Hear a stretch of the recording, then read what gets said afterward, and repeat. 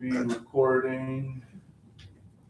Recording in progress. All right. Bill set? Good morning. Yes. Good morning. Good morning.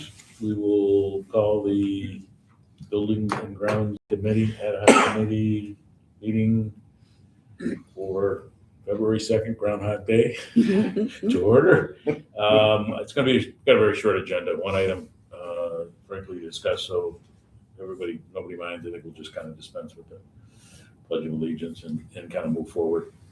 So Marshall, explain Yes. to us exactly what we're looking at here. So there was in working with DOT, the slip ramp has changed locations a little bit, as well as the angle with which the slip ramp is going into Mr. Samayo's property, and therefore, with the change of the footprint, we need to go back to the committee, and here we are, and then the board to get an update and a change of approval. Not a huge change, but a change nonetheless. And so here we are. It's really about the angle with which the cars are approaching that, to prevent people from cutting across two lanes of traffic. So people that would be going towards the city won't be able to take a left turn into the slip ramp. How will they get in to? They will go in through the other entrance, which is along 196. Okay. Yeah. So this is a change to the easement that we granted? This will be a slight change to the footprint of the easement. Okay. I mean, it looks pretty typical. So Justin's on, right? Yes, he is. Morning, Morning. Justin. Morning. So is this easement already been filed? Hasn't even been drafted. Okay, all right, so, We adopted a resolution at, with a day's notice or something in November or December, I forget which. And we had all the authority in place with our own seeker review on it to draft it, execute it, and record it, subject to Mr. Samayo picking up the costs, and hadn't heard from him since. So we have a new layout and proposal. So theoretically, we can amend that resolution and agree to the new plotting, if you're comfortable with that. so, And yeah, I then guess proceed to a closing when he's ready. my question was, one, all right, so we're not incurring any additional legal costs for this, because we really haven't done much yet. And two, PJ's, he agreed to cover the costs of this, Yeah. our costs, You should be paying for it. right? Yeah, your approval was subject to him covering the costs. Right. So we don't deliver any signatures until you're able. Okay, so pretty easy then. Yeah. Those are my questions. Just want to make sure we weren't having to redo something and incur more costs and, So get from PJ.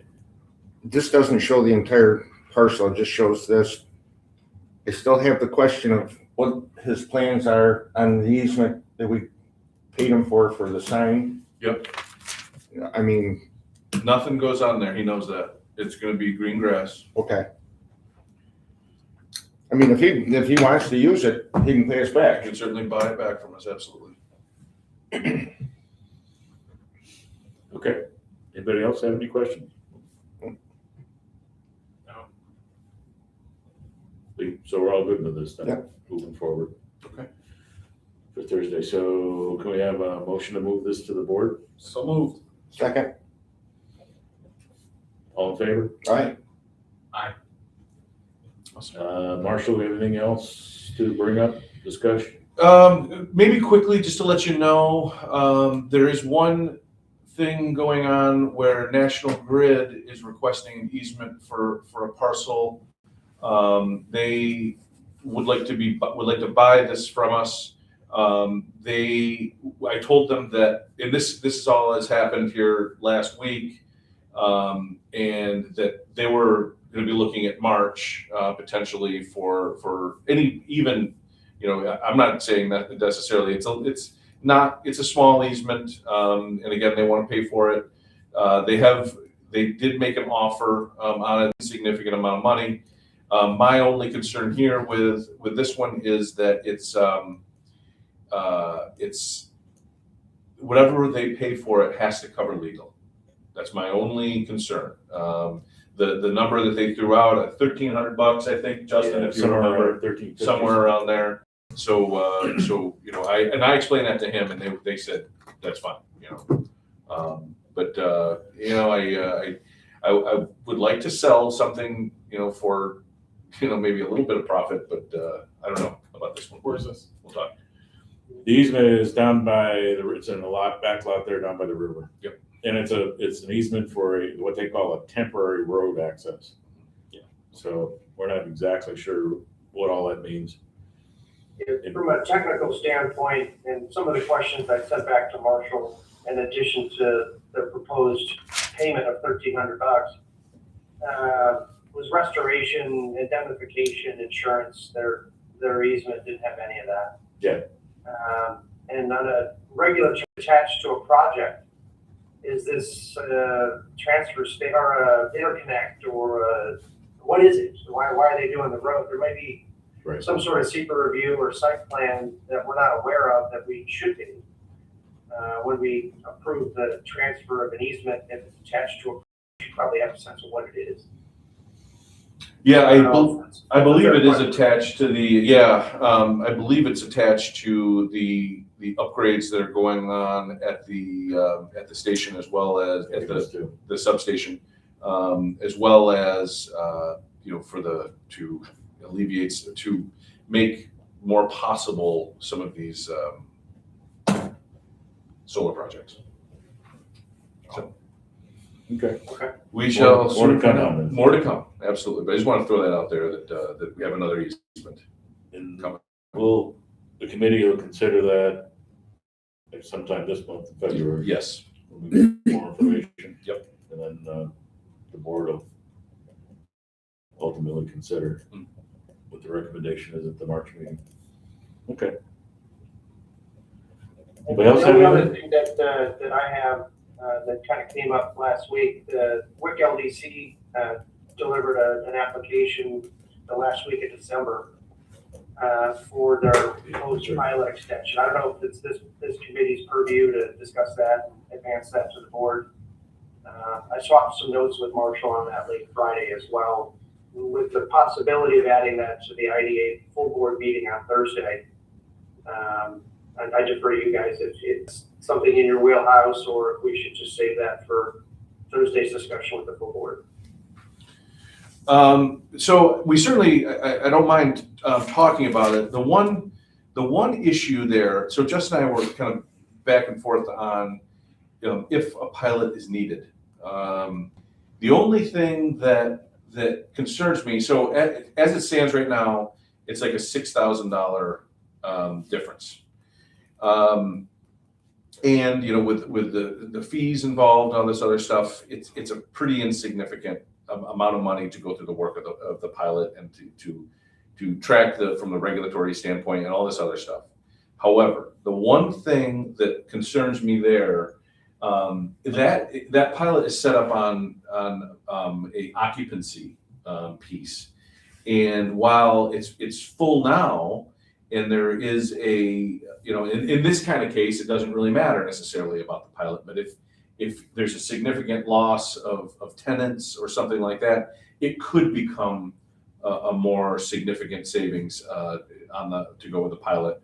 And so I feel like the WIC board is looking at it from a concern of the future and the potential for vacancies at this facility. So that's kind of what you know, the other side of that we've gone back and forth with that, Justin. Marshall, is my understanding that Stabilization and certainty, for sure, yeah. this pilot is a renewal of an existing one that's been? Yes, this would actually be, I believe, the third renewal. Yeah. And are we renewing it pretty much in kind? We making any And changes? the proposal is to keep the same level of formula.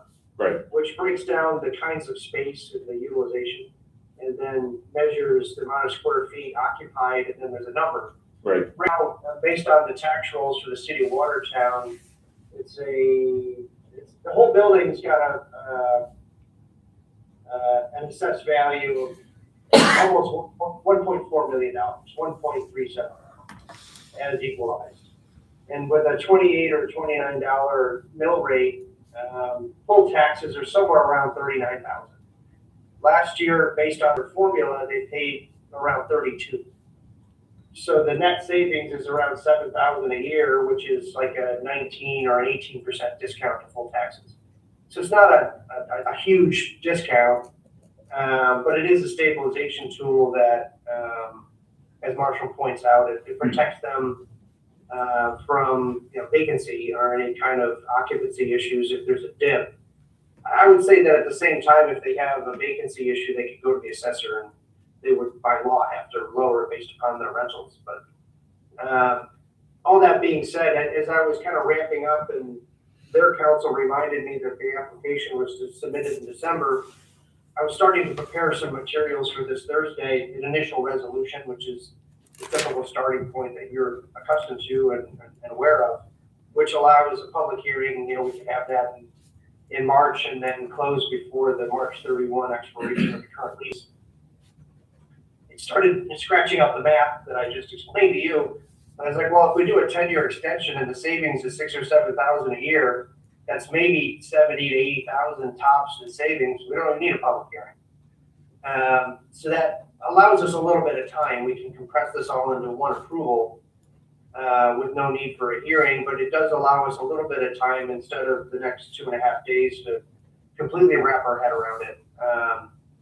With a little bit of time to ask these questions, talk to the WIC board. If they want status quo, a 10-year extension for sure. It'll allow us to actually have documents drafted in a single resolution to approve everything. And like on the first week of March would be the 5th. So a little bit of breathing room because there's no hearing. So. Thank you. Sounds like that's a better plan. Yeah. Yeah. Well, I'm going to touch base with Bill and continue the dialogue there with him, and as you say, Justin, get a feel for the WIC board as well. Anything else? No. Do I hear a motion to adjourn? So First, Yes. second, all in favor? Yes. All right. Thank you all. Have a great day. See you Thursday. Bye-bye. Recording stopped. So this concern with WIC, is this something from the past too that been discussed, or is it just? From my understanding, being on that board,